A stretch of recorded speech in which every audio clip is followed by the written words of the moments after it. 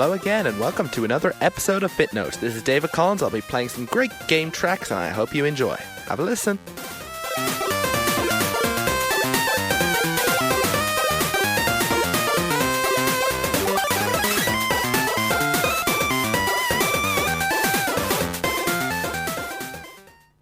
As a gamer, I play a lot of games. That's kind of what a gamer actually means, or, just as someone who likes to play games, I play a lot of games, and I think I should stop this redundant line of questioning. But the fact of the matter is that no gamer, well, barely ever, with exceptions, is a true gamer, as in, they don't play every single sort of game out there. And indeed, some gamers even actually take pride in not playing a particular genre of games, which to me sounds pretty silly, because unless you actually play it, you won't know whether you like it, and maybe if you do play it, then maybe it's not your bag, and that's fine and everything.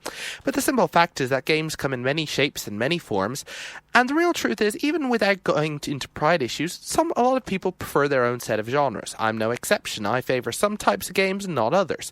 But it also means that they can be very, huge threads or incredibly popular styles and genres of games out there that a given gamer mightn't actually play. What all this is kind of leading up to is one gigantic area of a genre of video games called visual novels, which I haven't played a lot, but are very popular. In fairness, a lot of its popularity is in Japan and the Far East sort of area. The visual novels are very popular there, and they're less popular in the West, although given the fact that Japan's games go everywhere, you see inspirations in visual novels everywhere. So the question is, what exactly are visual novels? Well, essentially, they're kind of what the name says. Their primary focus is in characters and visuals and story, and generally what you're looking at when you look at the screen is three things. One is a background showing a classroom, a construction site, whatever. In the midground, you've basically got a character portraits, them showing usually the characters from the waist up, and at the bottom of the screen there's a dialogue showing all their text, which you can fast forward of it. And a lot of these games can consist of reading a lot of text, or if the voice is enabled, hearing them talk. And so that's the core mechanics of it, but the general idea is that you're being told a story. You see these characters, you see their emotions change, usually there's beautiful art on the screen, and you basically get to hear all of them go through their own little story and figure out and listen to what's going on. Now, before I go any further, I think I'm going to play some music from a very simple game, a very simple example of a visual novel. Now, one thing, in case you haven't noticed, is, wait a sec, if it's telling you a story, do you actually have any choice in how this story plays out? And before I go into that and try to answer that question, I think I'll just play some music from one very simple and small game and talk a bit more about the subject then. Sounds like a plan? Well, I kind of hope it is, because I'm the one calling the shots here, so if you don't like it, I'd be slightly disappointed, and I wouldn't actually be able to know if you objected or not. Ah well. Have a listen.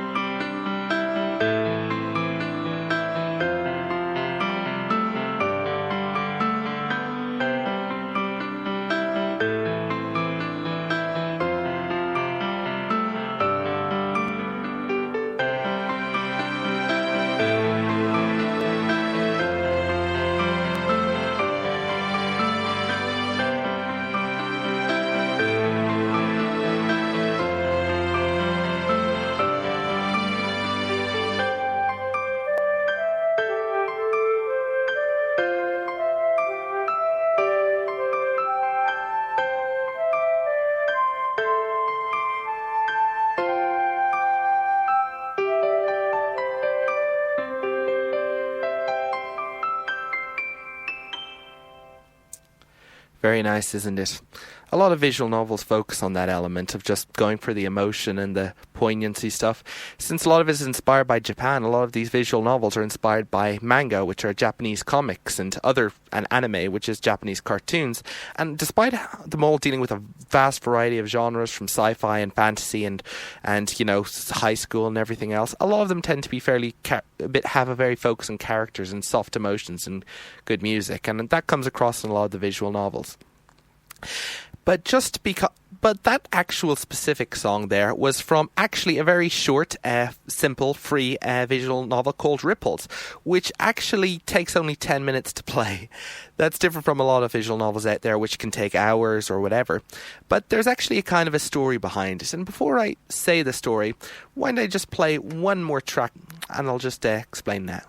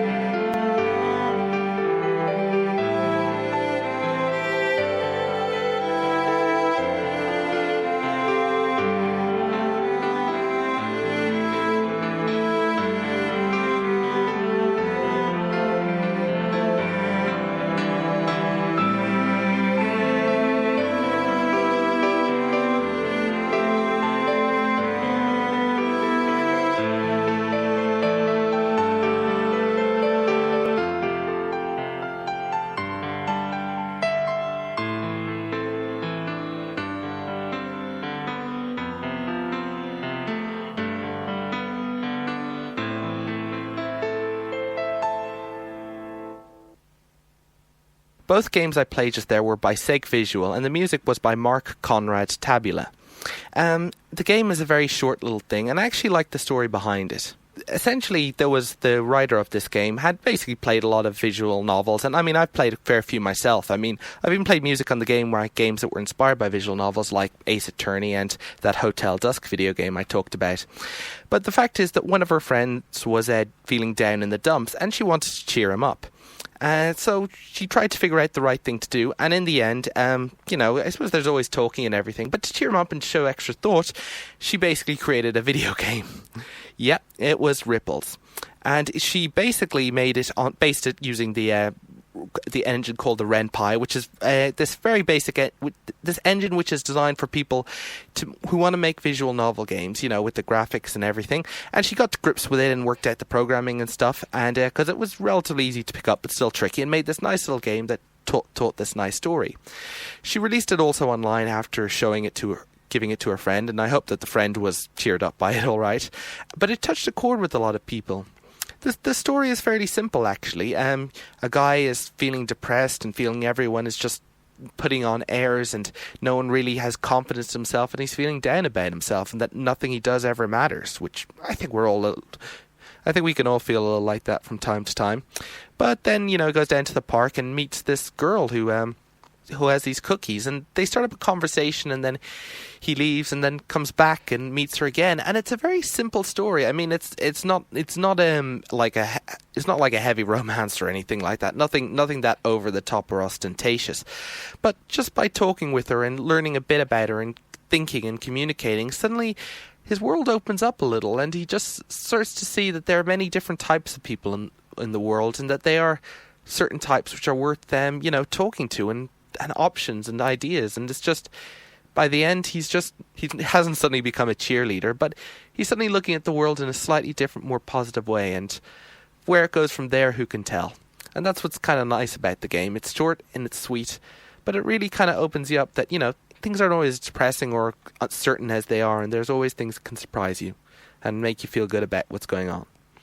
So basically that was the writer of that game was Ayu Sakata, and that was kind of like, I think, her first game, and she wrote it out, and a lot of people really liked it. So she started working on it more, and worked on more games, worked more on learning how to program properly, and it started her making a whole lot of visual novel games. And she also got a team from around the world. I mean, she got a graphic designer in Chile, and of course the person I just talked about, Mark, who was, a composer. And by working together, they started developing more and more games, and especially they did a remake of Ripples. So Ripples didn't originally have that soundtrack, but with the remake and with Marc Tabula's work, that's what it sounded like in the end. So that was a the start of something really positive and something really nice, and they made a few more games, and one of them I'm going to play a bit more music from now. This is actually from another game called Jisei, which also by Sakevisual, which is kind of the company that takes care of making the games, which Ayu, Sakata, and sort of worked with founding with the others. And essentially, Jisei has a very interesting idea, a completely different approach. This time we're talking about more like supernatural crime genre, which, is very different. You're following someone who has a power.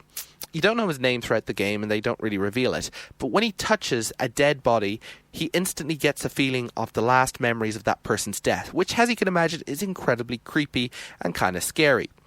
Of course, he's going through a coffee shop, and just like with practically every single crime fiction out there where a guy has a certain ability or skill in solving a crime, he goes to a completely innocent place which just so happens to have a murder take place in it, and suddenly gets involved with criming. Basically, he goes to a coffee shop, a woman is murdered in the bathroom, and he touches it to try to get an idea of what her final moments were, and then suddenly gets rounded up by an off-duty detective and a bunch of suspects, and he has to figure out, okay, who is the real killer, because otherwise suspicion is definitely falling upon him. So that's how the game is, and to be honest, it's kind of a short game, a few hours, and it is paged, this one, but Jisei has actually got a really nice approach to it. Pretty good quality, a lot of characters, and there's a whole, of course, idea that there is a crime to solve and you've got to figure out who the one to solve it is. Now, before I play it a little bit more, I'm going to just play the actual kind of theme tune of it, which is pretty nice. It's by Aural Wave, which is by Marc Tabula and Michelle, who is Marc's wife. So they're kind of like, when he composes music by himself, it's just Marc Tabula, but Aural Wave is the collaboration of the two. And the tune is Calling to the One. And it's kind of like the real main theme tune of Jisei. And I'll play it now for you. Have a listen.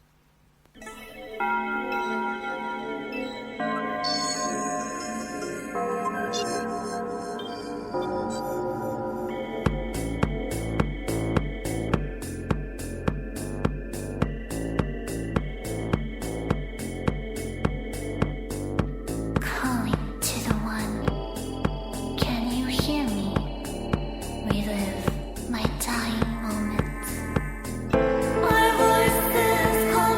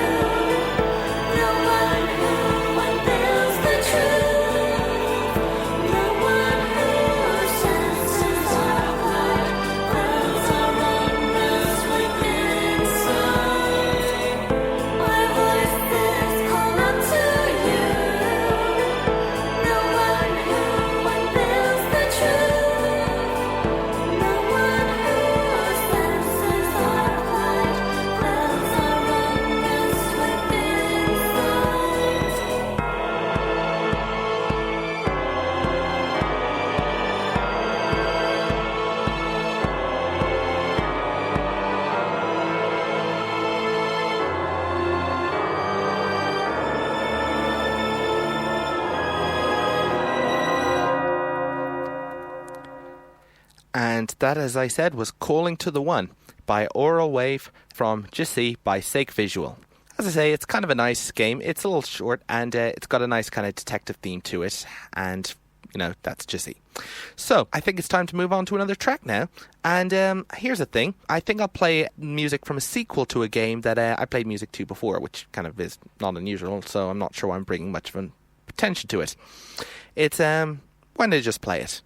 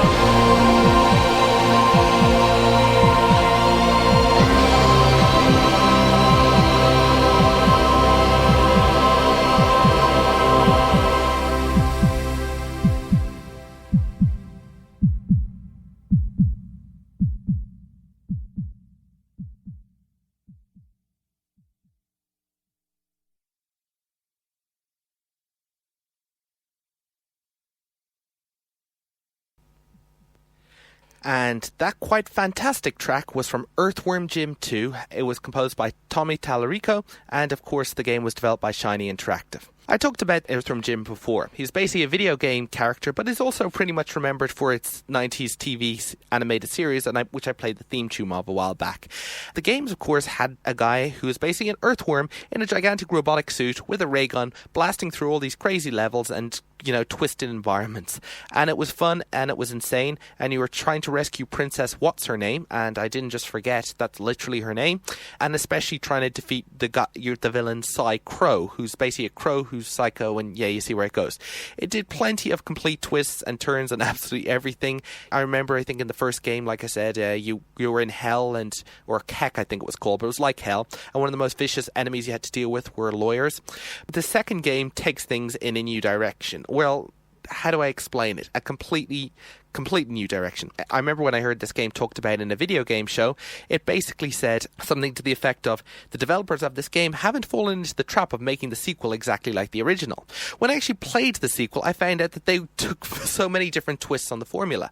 The first game was a lot of you running around, shooting things with your gun, jumping, platforming, getting from one place to another, and overall just trying to do absolutely everything you could to get to the end of the level.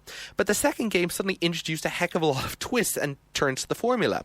In one level, you're basically doing bungee jumping with another guy, and you have to knock him off before he knocks you off.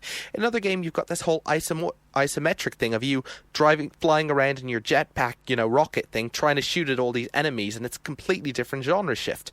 Another thing has basically, you've got Peter Puppy, who's your friend, but when he gets hurt, he turns into a gigantic monster and mauls you. You basically have to make sure that you've got this whole level dealing with him, which I think there was something like that in the original game as well.